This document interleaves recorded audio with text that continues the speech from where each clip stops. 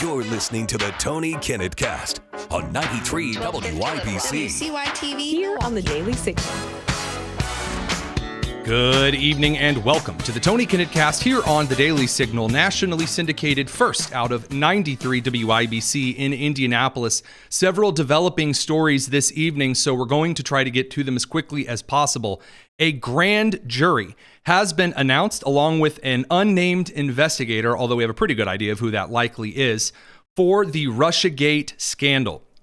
As a very, very quick summary, in the latter days of the second Obama administration, according to emails that have now been verified as true, that have not been denied by George Soros-funded Open Society Project, Hillary Rodham Clinton personally signed off, along with James Comey and John Brennan, to fabricate a scandal, in which case they would allege that Russia directly intervened on behalf of Donald Trump to win the presidential election in 2016. This would lead to a series of phony investigations into ties between Donald Trump and the Russian mob, Donald Trump and the Kremlin, including weird rumors about Russian prostitute urine tapes, a series of very scurrilous claims which would lead to an impeachment trial suggesting that Donald Trump had acted against Ukraine and Congress by temporarily withholding aid, suggesting some kind of investigation into a certain corrupt Ukrainian prosecutor. These crimes do involve a series of actions which would violate the Espionage Act of 1917, about every single obstruction of justice clause and law that we actually have a law for. So in the particular situation, actually moving forward from calls to investigate to an official grand jury is a major step. Here's the news as it broke earlier this afternoon. Fox News can confirm that Attorney General Pam Bondi today signed an order directing an unnamed U.S. federal prosecutor to take evidence to a grand jury relating to an alleged conspiracy to tie then 2016 candidate Donald Trump to the country of Russia. Now, Fox News reviewed the one-page order just hours ago signed by the Attorney General. A source familiar with the probe confirms this as well, while a DOJ spokesperson declined to comment on this report of an investigation. Fox is told Attorney General Bondi is taking the referrals from Director of National Intelligence Tulsi Gabbard, quote, very seriously. The spokesperson says that Bondi believes there is, quote, clear cause for deep concern, end quote, and a need for the next steps. Now, what does this mean? This means that there is an unnamed, unspecified as of now, investigator that is going to prepare as counsel some kind of case that is going to go before a grand jury for indictment. Now, we don't know the specifics of the grand jury or where it's going to be at. Now, based on who we believe at this point, and this is speculation, I want to make that clear. This portion right here is speculation. I believe that Mike Davis, an attorney for the Article 3 project, he was formerly the chief counsel for nominations in the Senate Judiciary Committee. He was a law clerk for Justice Gorsuch. Mike Davis tweeted out this afternoon at 4:02 p.m. Eastern, "Justice is coming as promised." He also tweeted earlier on Sunday evening, in fact, I almost included it in the top news in 10, that they heard a lot of concerns from Americans and essentially this, oh, well, nothing is ever going to happen. You know, it's all going to continue as it always has. They're going to get away with it. He said that he sought for these things to end.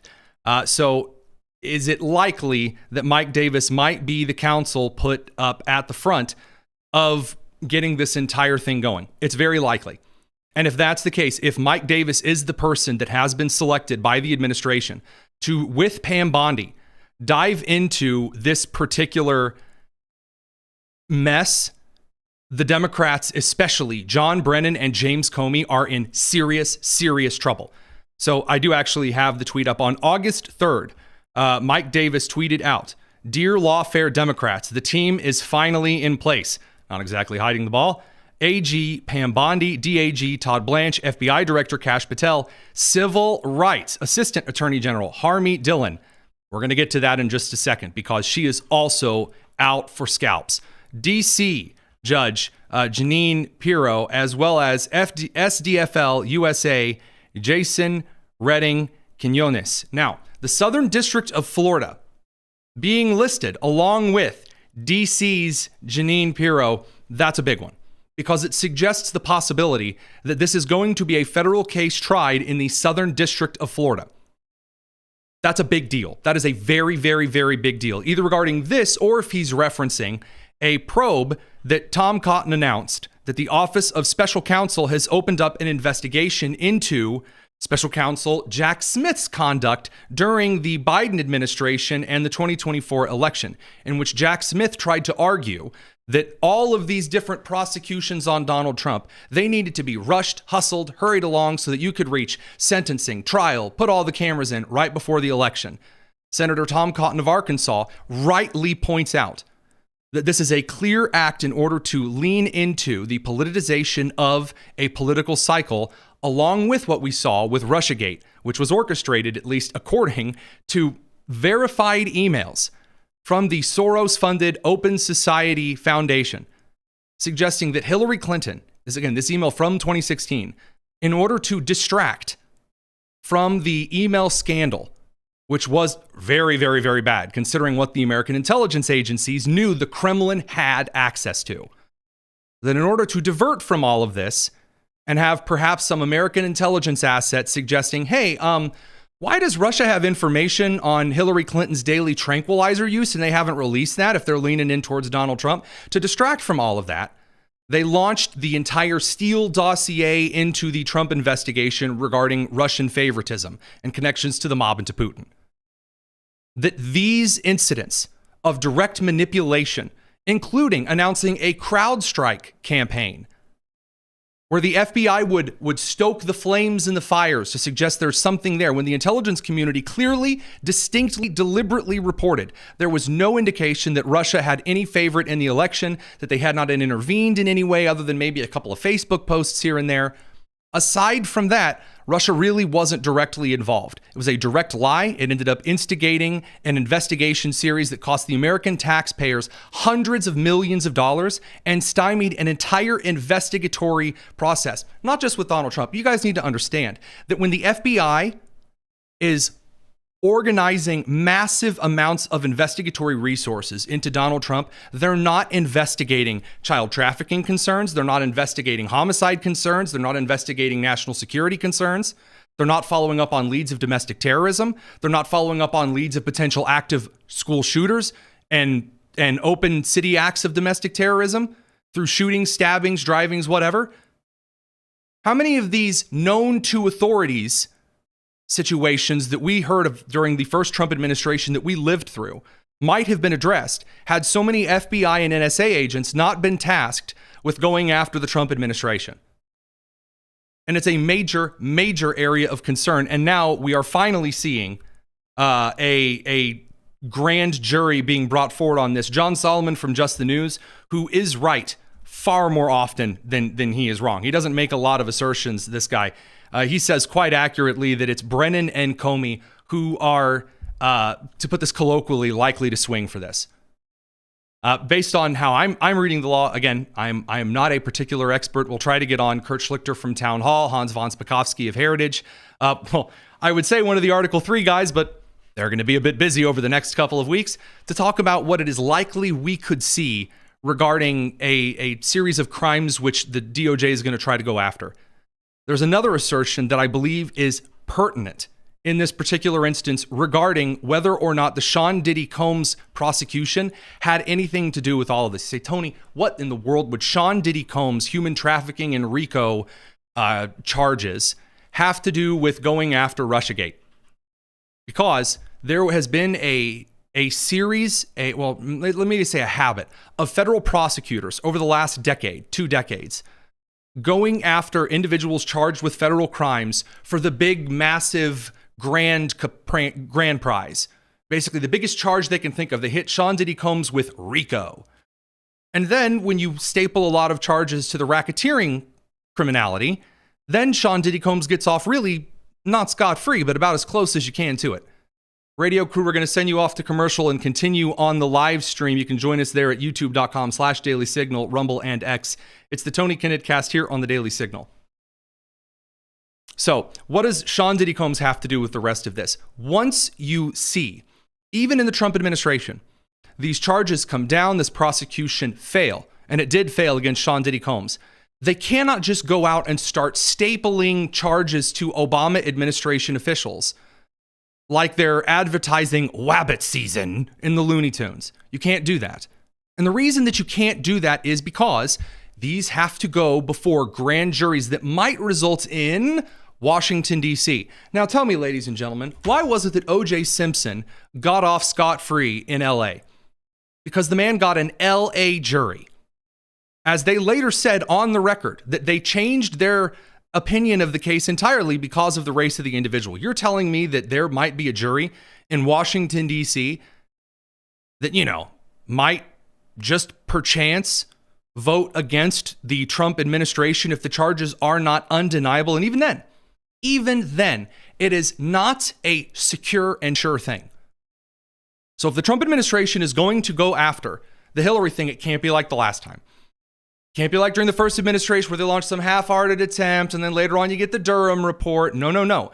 Either you are going to go all in and you are going to get everyone who was involved to the point, not where you're going to get Obama.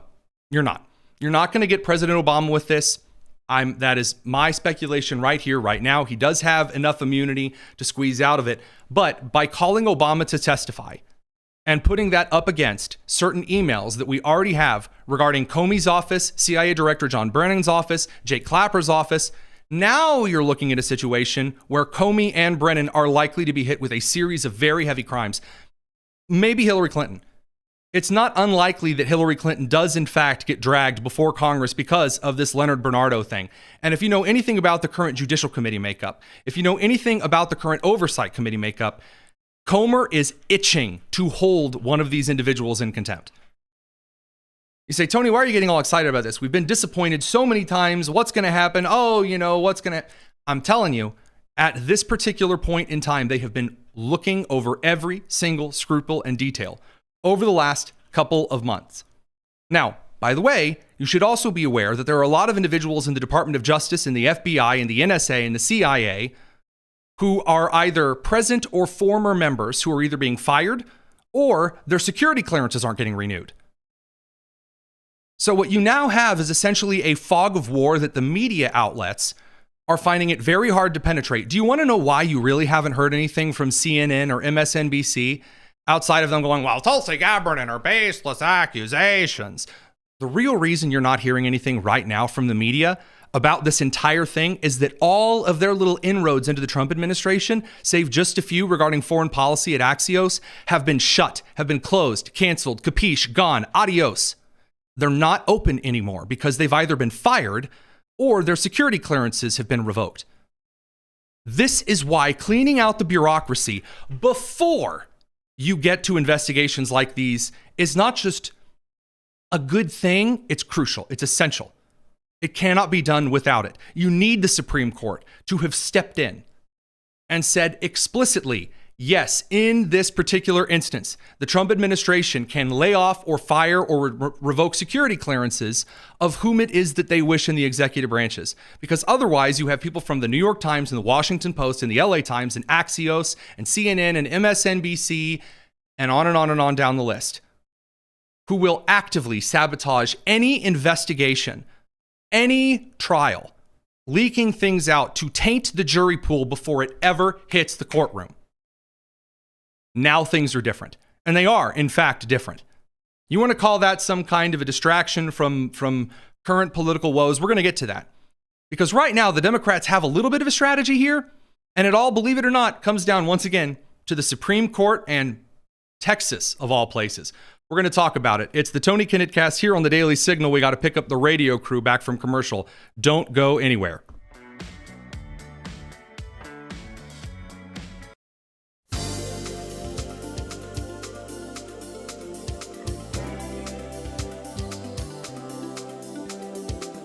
You're listening to the Tony Kinnett Cast on 93 WIBC. Good evening and welcome back to the Tony Kinnett Cast here on the Daily Signal, nationally syndicated first on 93 WIBC. We're going to get in very, very quickly to some local and national news stuff. Now, again, all of the breaking stories that we currently have are in some way, shape, or form breaking news that's relevant to kind of the national audience. But as far as the local and national stories right here at home are concerned, there are some things that may not be at Capitol Hill, but are going to be over the next couple of months. So first of all, as of right now, I believe you said, producer Nick, that Attorney General Ken Paxton of Texas has reached out to, is it Governor Abbott's office, to question whether or not the Supreme Court of the United States is going to allow Governor Greg Abbott of Texas to replace the Texas Democrats with state appointments after fleeing to break quorum. Yes, that's from reporting from Mila Joy. We have confirmation that Texas AG Ken Paxton has inquired into whether or not the Texas Supreme Court would have to decide if the 51 Texas Democrats abandoned their positions and can be replaced by Governor Greg Abbott. Okay, this is a very big deal for the state of Texas and the nation at large, because right now the Democrats are currently trying to move the entire narrative around all of the reaction to news, around all of the kind of reaction to the Trump administration and the major momentum that they have been surging with. This all boils down to an effort by the Republican Party across several states to go through the redistricting process in an attempt to combat what Democrats had previously maneuvered regarding earlier census data during the Biden administration, in which there was massive overcounting of people in blue states and undercounting of people in red states, not to mention a severe overcounting that comes inherently when you count illegal immigrants as part of the constituencies, which make up the total numbers for House allotment and electoral college votes. So right now, Texas is planning redistricting. It's being called gerrymandering. As we've already talked about on the show before, guys, gerrymandering is just something any state legislature does who is in power. There's a ton of states who are gerrymandered. They've been gerrymandered for a very long time. It turns out that your party in your state government wants to remain in power, and that one of the last remaining ways that state governments impact federal governments since the 17th Amendment came in and ruined the U.S. Senate, one of the last ways that state governments impact the federal government directly, or the legislative branch, I should say, is that they have the authority to redistrict congressional maps, thereby allowing a level of control for the states over how House seats work. And in Texas, they're currently messing around with this, and it's upsetting the Democrats. They're very, very mad because Jasmine Crockett's seat might not exist anymore, which, by the way, I share some of the concerns over, because Jasmine Crockett is a gift to mankind. She is. Jasmine Crockett is just a blessing upon blessings. Actually, we do have a clip I'm going to play. Every time she speaks, it's just a gift to the Trump administration and the rest of us. Here you go. There was a benefit to shining a light on what it was that they were trying to do in the dark in Texas. So unfortunately, we've seen our numbers fall now that they have these voter restrictions in place. But I do think it's important for us to have the conversation around the... That's a wild thing to admit. That is wild to get out in front of the American people and suggest that since Republicans have started requiring IDs to vote, that the number of people voting for Democrats has gone down. And by the way, Assistant Attorney General Harmeet Dillon quote tweeted that over on X with just the eyeball emoji, just the side eye.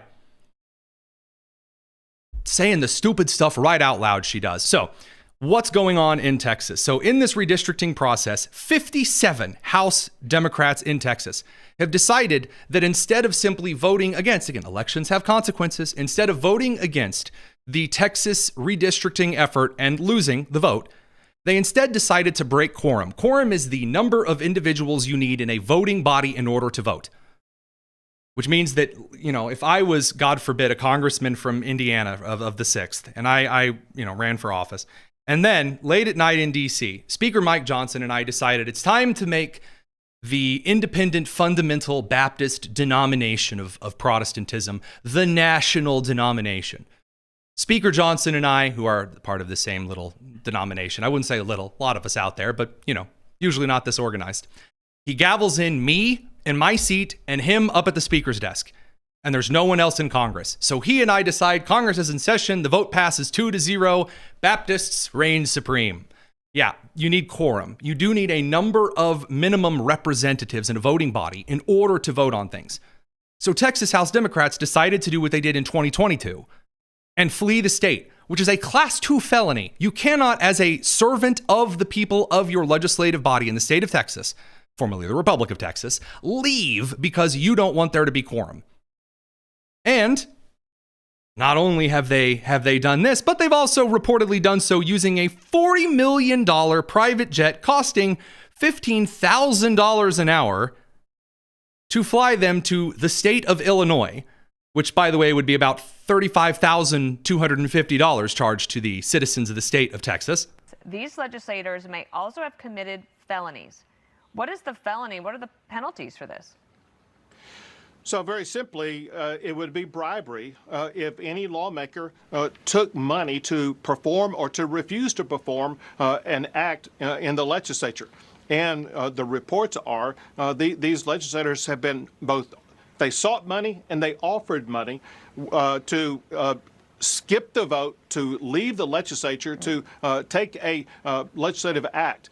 That would be bribery. And so the facts will have to come out. But I think based upon comments made by legislators themselves, they face a possibility of facing bribery charges, which is a second-degree felony in the state of Texas. There's one way to cure that, and that is if they get back to the state of Texas and make quorum today at a hearing that we have at 3 o'clock, they can cure themselves of any quid pro quo that would subject them to potential bribery charges. All right. That is wild. So now they're hit with additional felonies, theoretically. Again, if once brought in, charges can change. So additional felonies, they've already broken quorum, which is a misdemeanor and a Class 2 felony. And then if they accepted a free plane ride to Illinois, where Governor J.B. Pritzker is putting them up in ritzy hotels, knowing Pritzker probably won with the biggest buffet, additional bribery charges. And they're all doing their little social media. And you have Gene Wu out there, and he's doing his little media shtick. House Democrat Gene Wu, who's usually known for getting beaten half to death by Corey DeAngelis on Facebook or on social media regarding school choice. Gene Wu is out here with his big crocodile tears. It's beautiful. Texas Governor Greg Abbott says he will try to take your seats away if you don't go back. Let me read you what he said. He said, this truancy ends now. The derelict Democratic House members must return to Texas and be in attendance when the House reconvenes at 3 p.m. today. For any member who fails to do so, I will invoke Texas Attorney General Opinion Number KP 0382 to remove the missing Democrats from membership in the Texas House. What do you say to that threat? Well, first of all, I want to say, you know what? Today is a great day to end the corruption of Greg Abbott. This has gone on. He says taking a free $35,000 flight to Illinois. Far too long. The public has been enraged about this, how politicians continue to tell the public pretty words, but never actually do what they say they would do. This is Governor Abbott being upset about that because he's been caught doing exactly that. And to Governor Abbott. By the way, I did look into this. I looked at Abbott's approval ratings. They're very, very high, even for a red state governor. Additionally, I would like to point out that though Jasmine Crockett has said that Texas is a minority-majority state, the vast majority of people in Texas continue to vote for Republican state representatives and Republican congressmen and women. So a fine womp womp to individuals like Gene Wu. Also, I believe we have one of the Texas Democrats going, fine, come here and arrest me then. I'm a lawyer. A part of my practice is criminal defense work. There is no felony in the Texas Penal Code for what he says.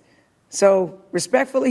Yes, there's bribery in Texas, which is a felony, says the lady currently not sitting in Texas. He's making up some shit, okay? He's trying to get sound bites. And he has no legal mechanism. And if he did. By the way, sorry about that, Allison. I wasn't aware that C-SPAN wouldn't have blurred that particular word out. CNN's getting racy.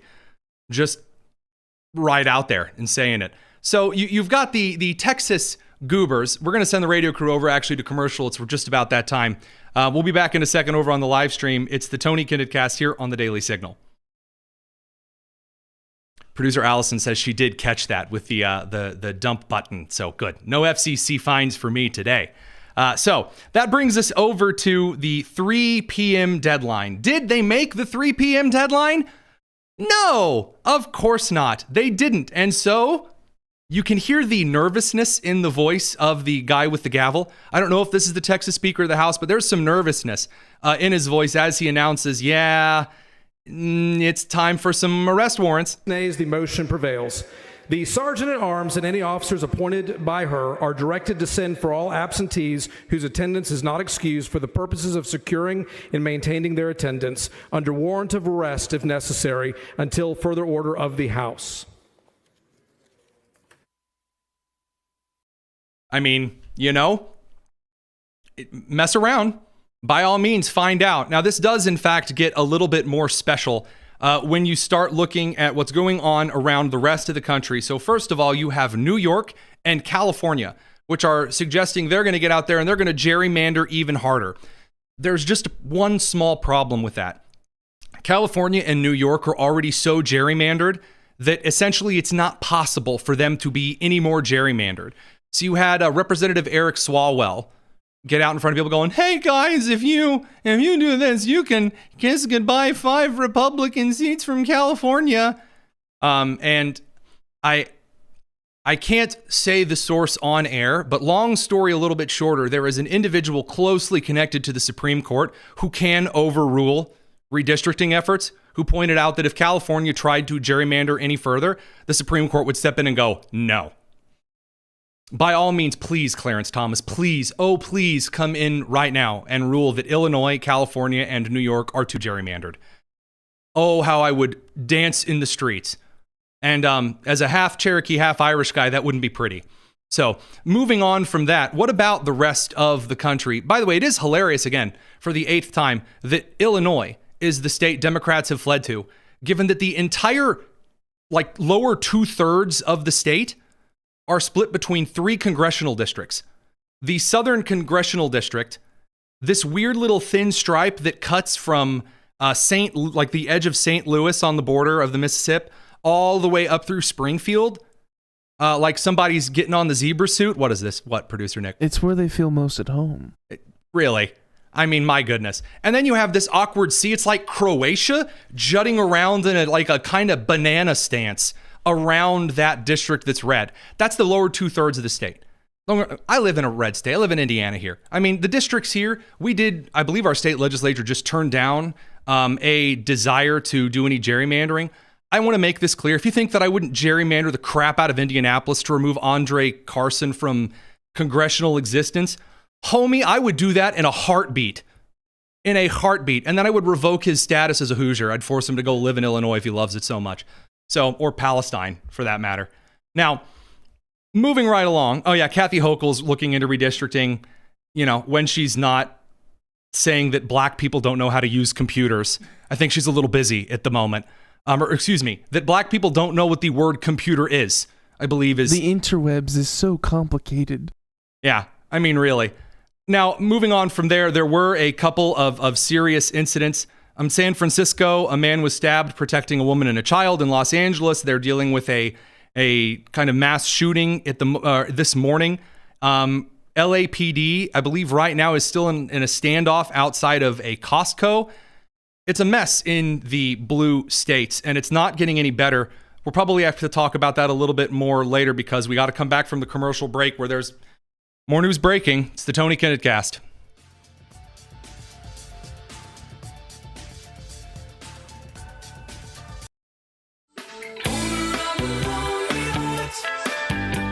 You're listening to the Tony Kinnett Cast on 93 WIBC.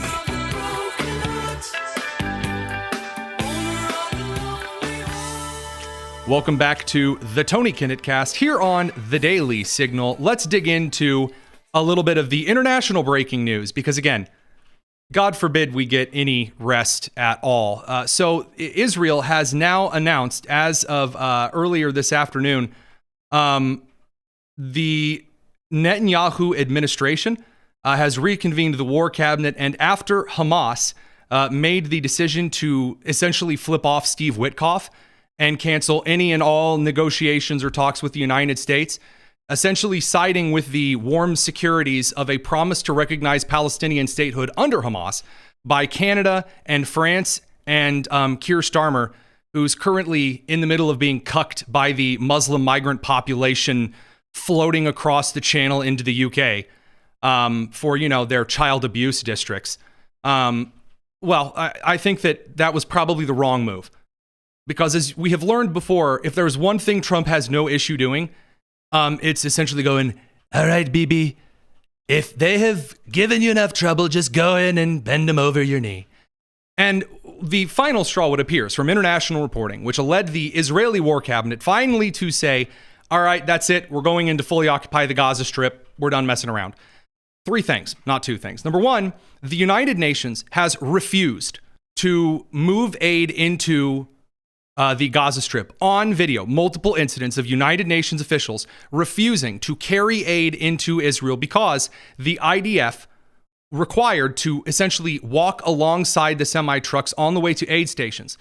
Now, why was it necessary for the Israelis to, walk along the aid trucks? Well, because as we have multiple pieces of footage of, you have 2 things. First of all, from actual aid campments, for example, United Nations aid tents, you have members of Hamas, firing mortars. That's a UN aid tent. They're firing aid. They're firing mortars on civilians and Israeli forces from inside UN aid tents. Now, not only that, we have, again, all kinds of footage from inside the Gaza Strip in which trucks drive in and then immediately Hamas terrorists run out and grab the vehicles, abscond with them, and then drive away, shooting anyone who comes too close to the semi to get aid. I'm not sure if we have this clip ready to load. Yep, there you go. If you're watching the live stream, you can see him. That's not a UN guy with an AK-47 and a turban. I know, that is a UN official uniform. But I was told by the New York Times there was no interception of aid. Oh man, how could the Jews just allow Hamas to carry away the aid? Oh yeah, that's right, because the UN refuses to send in aid any other way. And even the UN has to admit now that there is a numerous series of convoys that have been completely taken away and no one has any idea what happened to the drivers of the convoys. They're just gone. So, given the media sectioning of the current Hamas coverage, that's number 1. Number 2 is that Israel has officially come to the conclusion, which I agree with, Hamas ain't releasing the hostages at this point. The moment Hamas releases the rest of the hostages, people are just dead anyway. And Hamas has essentially confirmed this by posting videos of men that they're forcing to dig their own graves in the tunnels. And Hamas is slipping up and showing that they're perfectly well fed and fine while starving the women, the children of Gaza. Again, grandmothers in Gaza saying openly, Israel's trying to give us aid, and the Gazan Hamas are shooting people. They're taking all the aid down to the tunnels. And so Israel's just finally moving in, which, by the way, that's correct. That's correct. Anyone who goes out there and says, well, actually, they're committing some kind of a genocide. No, I'm sorry. I don't care. I don't deal with illiterate foreign policy. So you can take that back to Ilhan Omar or whatever in Minneapolis. Because, yeah, just end it. Forever wars where you don't listen to people going, no, don't move in. There could be violence. It's war. There's going to be collateral damage. They need to move in and end it. Otherwise, it's going to go on forever. The FBI, when there is a man holding his family hostage, does not wait for months while trucking aid into the house in case the father decides to let his family go if he's holding them hostage. That's not a thing. So that stuff aside, let's talk about the other big breaking piece of international news, which is that Russia's foreign ministry announced today that the Russian armed forces, this is at 4:31 p.m. Eastern, will no longer abide by self-imposed restrictions. So according to the Russian foreign ministry, who, God forbid, they release, anything that isn't 856 paragraphs long as a statement, like a leftist trying to make a meme. The Russians have announced that they are issuing a moratorium on sort of deploying ground-based intermediate and short-range missiles. And this is being taken as some kind of a Russian aggression, that they are, we're not playing by any rules now. Russia appears to have kind of a two-pronged foreign strategy at this point. They send out Medvedev, their foreign minister, to sound real tough. This town ain't big enough for two of us, comrade. And then Trump says, all right, fine, I'm going to put 18 Ohio-class nuclear submarines somewhere, maybe right next to St. Petersburg. Maybe I'm going to put it next to the White House. You don't know. You won't know. Maybe one morning the pierogi will be a little more burnt than normal. And Russia then essentially backs down from some missile placements. So what we're seeing is kind of like what Russia was attempting to do at the aftermath of the Cuban Missile Crisis.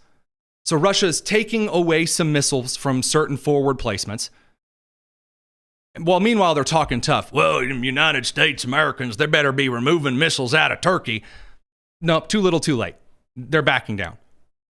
It turns out that the Pete Hegseth strategy of allow me to release the B-2 Spirit bombers and I will wipe you off the face of the earth has Russian people that aren't Medvedev going, that may not be the most wise strategy.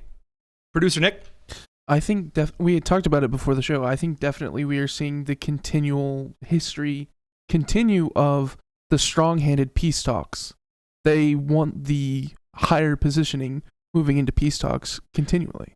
I think so. I think that more so Trump recognizing that no matter how nice Putin talks to him, that Putin isn't going to count from Dracula, that basically Trump is recognizing Putin as he did essentially in like 2017, instead of kind of the later on 2019 and 2020 era Putin in which Trump had him kind of backed down. But realistically, Trump and the means of secondary tariffs, this is what has the Democrats completely screwed. Because right now, not only has Donald Trump suggested that he's willing to cut Russia off from the international market via direct primary means, but also Trump is going to push India, Brazil, and the rest of the BRICS, little economic alliance, to cut the umbilical cord with Russia. Russia has two exports, guns and oil. As has been joked about before, pumping dinosaur souls out of Liberia, dinosaur souls out of Siberia and guns into Liberia, the post-Cold War strategy for the former Soviets. Now Russia has kind of amped up a couple of those markets a little bit, but Trump announced 6 hours ago, India is not only buying massive amounts of oil, Russian oil, they are then, for much of the oil purchased, selling it on the open market for big profits. Says they don't care how many people in Ukraine are being killed by the Russian war machine. Because of this, I will be substantially raising the tariff paid by India to the USA. Thank you for your attention to this matter, Donald John Trump. So essentially, the Trump administration is now in the position of, if you don't want an economy, China, India, then by all means, continue trading with Russia over the US. Now, there have been some, let's call them knuckle-dragging people who don't understand the economy or what the Trump administration have done so far, who have suggested that Trump is going to accidentally create a secondary kind of block economy, BRICS. Oh, and South Africa and India and China and Russia, they're all going to trade and be fine. No.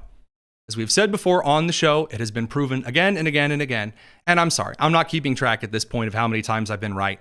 Every economy on planet Earth is built on the United States economy, whether directly or indirectly. Either you trade with the United States, and therefore your economy remains afloat, or you trade with China as your primary trading partner, whose economy cannot subsist without the American aid. We're going to let the radio crew head to commercial because the Democrat reaction to this is, I'm sorry, it's just too good for radio. We got to bring it to the live stream. It's the Tony Kinnett Cast.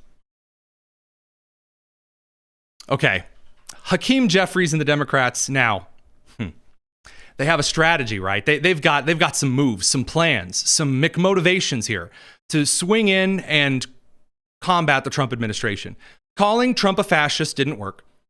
Calling Doge, what was it, like economically fascist or whatever? I don't know. It's been so long since they had their Doge complaints. That didn't work.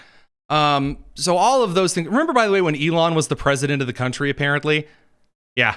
I remember when that turned into his ex-boyfriend that he's just mad at.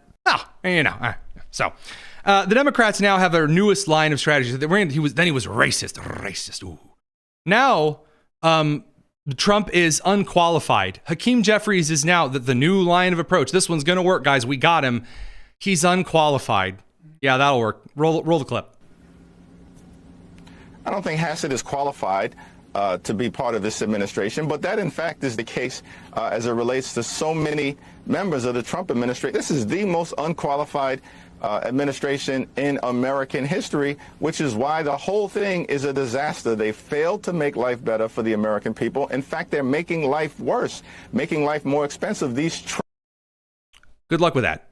Good luck with that. Oh man, they're not as qualified as the non-binary State Department employee who was leaking information to Iran.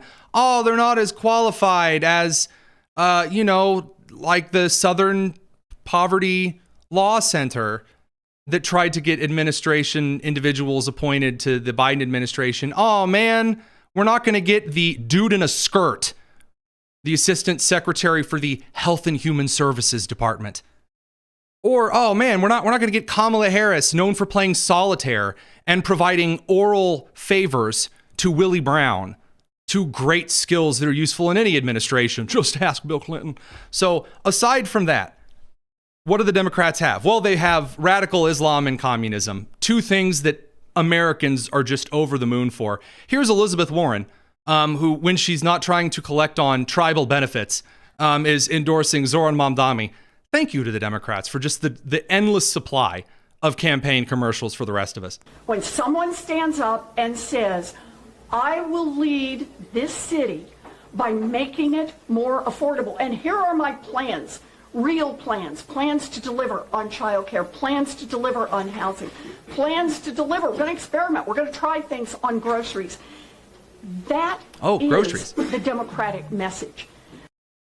That's the Democrat message. Wow. You mean like the Democrat socialists in their actual socialist meetings saying, yeah, we're going to use New York City to provide transgender surgeries for minors to the whole country because Republicans are right. That is what we're trying to do. I'm not kidding. This is an actual guy who works directly with the Zoran Mamdani campaign and staffers. Zoran is literally attempting to do what conservatives say, we want to do, which is provide gender-affirming care to anyone who wants it for free, and we're going to ship people, we're going to fly people in and pay for their hotel rooms, and we're going to do all of the Fox News stuff. We're getting ideas from Fox News. I want to know we'll do that. We're like that. We wrote the platform with him. The team was so happy to work. Oh boy, we'll be back in a second. We got to bring him back for commercial. It's the Tony Kinnett Cast.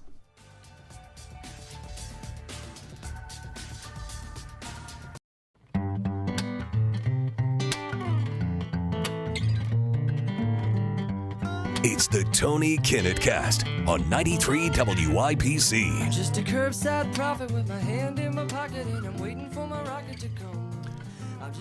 Well, I've got some really good news to share with y'all. I'm really excited about this one in particular. So according to Apple Podcasts and their kind of general summarized ratings, the Tony Kinnett Cast here with yours truly is now in not only the top 50 in U.S. politics, not in the top 15. We are currently number 4 on the charts for politics here on Apple Podcasts. So again, thank you guys very, very much. We're really, really excited about that. We're also number 12 in news at the present time. And then also we are currently in the top 100 in podcasts overall, which is, it's just bonkers. I can't believe it. Less than 2 years ago, it was actually in November 2nd or November 3rd of 2023 that we actually launched this show as an evening show on WIBC out of Indianapolis, before later on being acquired by the Daily Signal, and then becoming my full-time job. It's been just a year, almost to the day, that the Daily Signal has acquired the Tony Kinnett Cast that we've started syndicating out across to our syndication partners on radio and TV. As a result, we are currently in talks with, let's just say, a couple of individuals about maybe some future projects. But for getting us here, guys, we really can't thank you enough. Thank you so much for making us your choice for kind of the evening news. The show has become a rather interesting niche to be filled. A lot of stuff started breaking at the 3 p.m., the 4 p.m., the 5 p.m. hour, and nobody's reporting on it until like 11 p.m. because for all the network news shows, all of their script writers and people who write the show, they have everything pretty much written by 2 or 3 in the afternoon. The nightly news people, they don't even get around to stuff until 11.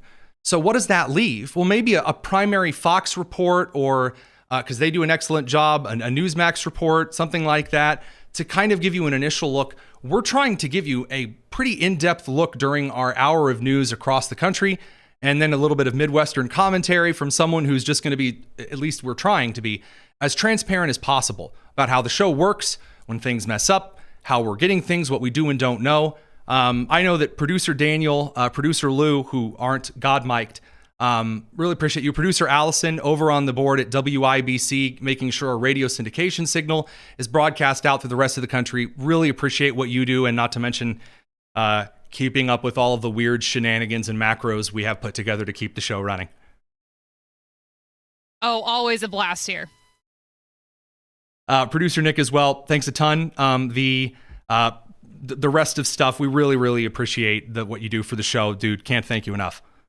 Thank you. I want to echo the appreciation for the audience that we've been given. You guys are amazing in both your support and your attention with our broadcasts. Really do. So that said, let's kick some of the smushy stuff here and tell you about one of the reasons why old media, legacy media, is out. And I do mean with a vengeance, and shows like this and other on the new media sphere are starting to take over the charts. And I can say take over the charts because with some of the numbers that we've been getting on the live stream and TV side, we're actually beating some network TV in some time slots now. So one of the reasons why is because the media refuses to acknowledge how absolutely bat crazy insane the Democrat Party has become. And I do mean just bonkers Looney Tunes that some of these folks have started to become. One of the key examples here is a representative from Illinois who went out in front of her constituents and claimed that before she is, and I want to make sure that this is clear here because I actually haven't looked at the clip yet. Is this the representative from Illinois? Does she say that she's a Guatemalan or a Nicaraguan first? She's a proud Guatemalan. Proud Guatemalan before she is an American. So Quiero terminar diciendo unas palabras en español porque yo soy guatemalteca con mucho orgullo, primero que soy americana. She says, I am a proud Guatemalan before I am an American. The media doesn't point this stuff out. Again, the media is so quick to suggest, oh man, I tell you what, Donald Trump, he once said that Putin was not crazy, that he was a nice guy. He might say that about somebody. That means Trump has secret backroom ties to Moscow. You can have somebody from Somalia say they're a Somalian before they're anything else. You can have somebody say they're a Guatemalan before anything else. And, you'll have the FBI investigate parents for saying that they are Christians before they are Americans. Oh, but God forbid, you have a representative saying they're from a foreign country and that they are of and for that foreign country before the United States. The media won't say a blessed thing about it. They're just proud of their nationality. Oh yeah, just their national. God forbid that they change their nation, the nation of which you claim loyalty to, when you take that citizen oath or born into this country, which is what the 14th Amendment is supposed to be about for all of the birthers. Amazing how much they still want to claim to be foreign nationals while at the same time saying, oh, birthright citizenship, yes, very important, very, very important. Then there's the Cincinnati style issues. So there is additional information coming out of Cincinnati suggesting that not only is the brutal beating up of Riley and her boyfriend a horribly racially charged incident, that they did not shout the N-word, which, by the way, even had they done so, is no reason for anyone to go out and beat the crap out of people. No. But in this particular instance, we're finding out more and more that the Cincinnati Police Department, the Cincinnati City Council, and surrounding Democrat entities, along with media, are just refusing any kind of coverage of this. And if it did happen, then the white people probably had it coming. Producer Nick. Initial reports even suggest that there was a failure to provide first aid to both Riley and her boyfriend after the attack. Oh, but I was told that they had ambulances nearby and everything. Gee, I am so shocked that particular police chief who has been previously sued for racial bias might be racially biased. Wowie wow. I too am surprised.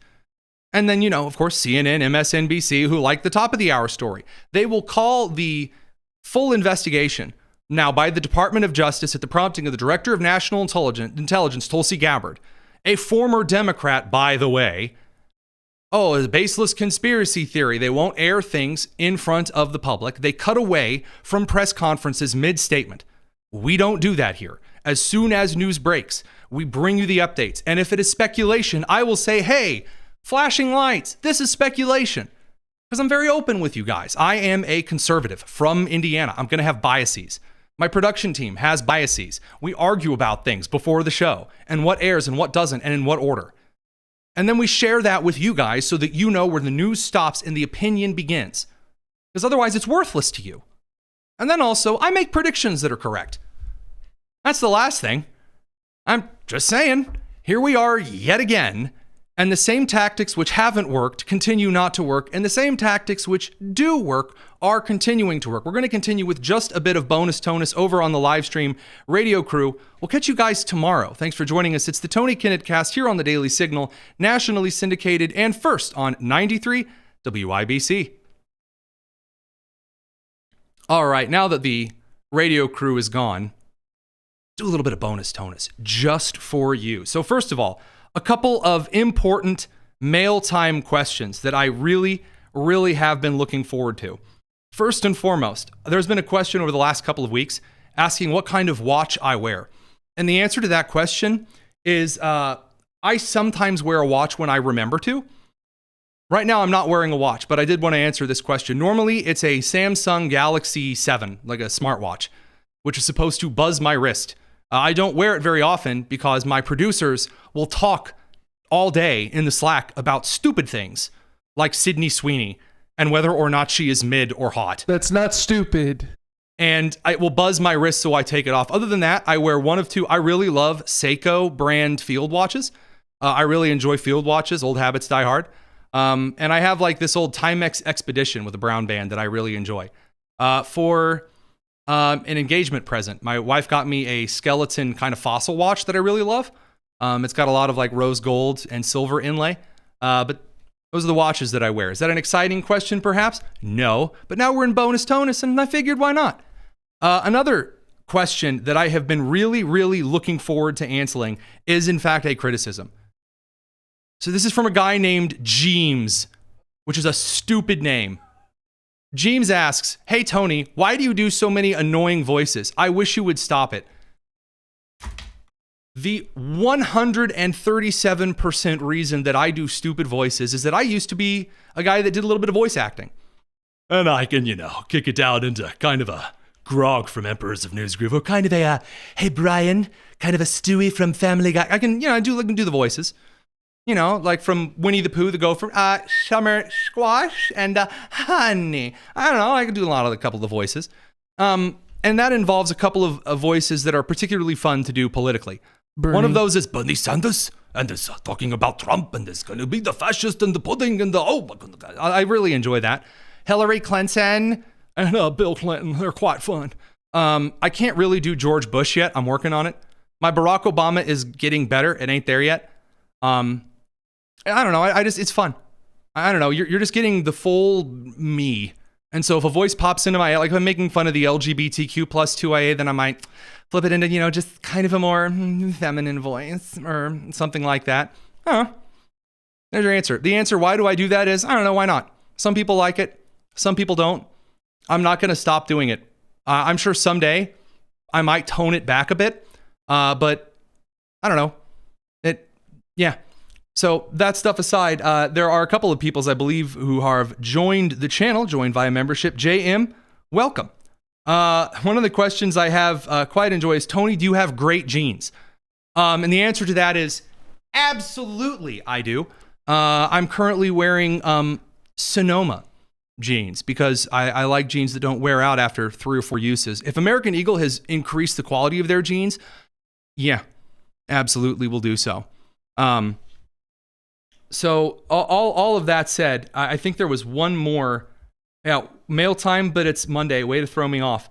Hey, we do our best. This one is, I think, an interesting one, and it will be the last kind of Mailtimey Monday question for this, our special top of the ratings waste of time here on this show. From Cafe Emo XX. Nice. Are there any Asiatic origin MAGA politicians? There are plenty of Korean origin influencers for Trump. Politicians. So I don't typically think of like the kind of politicians by like their racial category. I'm not trying to get social points for saying I'm colorblind there. I don't really think of, oh, this is my favorite black Trump person. This is my favorite Mexican Trump person. This is my favorite. I don't usually do that. I know the first person that comes to my mind, although he's not a politician, would be the rooftop Korean himself, Mr. Moon from Los Angeles. I can't think of anyone that comes to mind, although, what do you got, Nick? You Googled it, I'm assuming. Or I believe Tulsi Gabbard's Polynesian. Yeah, Tulsi Gabbard's got, but she's not MAGA. Islander, Pacific Islander, Polynesian, whatever. Yeah. I don't know. I mean, I guess she would be more MAGA than Republican these days as a Trump person. But I don't know. Again, it kind of depends on what you defined. Yeah, who's to say? The former Prime Minister of Japan was probably one of the most pro-Trump people on earth. So rest in peace, Shinzo. God bless you. Those things aside, Undersecretary of the Navy, I believe, Hung Chow is one of them. So again, I say one of them. I genuinely don't care. But I guess that's it. It appears right now in the country, as I've said many times before, Asian people are one of the left-leaning props, meaning that like they'll say anytime there's an Asian person that's sad, they'll say this is because the right wing hates Asians. But anytime there's crime against Asians in like New York City, the Stop Asian Hate campaign goes away real quick. Same with Jews and Mexican or Central American people who they just call brown and then call it a day, and who they also despise if, the person from Mexico or Central America happens to be Catholic. All of a sudden, those abortion opinions go real out the window. So that said, really appreciate you guys tuning in. It's a blast getting to share all of the news with you that we do. Hope you guys have a wonderful evening. We'll be back tomorrow. Same great time, same great place. This is the Tony Kinnett Cast here on The Daily Signal, nationally syndicated and first on 93 WIBC. See you then.